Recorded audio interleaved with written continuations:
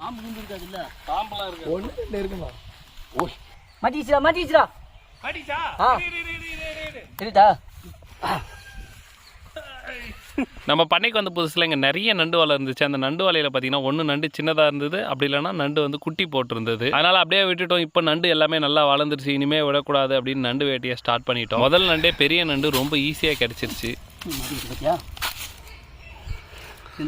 பெரிய நண்டு இந்த ஒரு நண்டு மட்டும்தாங்க ஈஸியாக கிடைச்சது. மற்ற எல்லாமே 2லேருந்து 2.5 அடி ஆழம் நோண்ட விட்டுருச்சு. அவ்வளோ ஆழம் நோண்டி எவ்வளோ பெரிய நண்டு கிடைச்சிருக்கு பாருங்க. பெருசாகுதா? கடிச்சிச்சாண்ணா?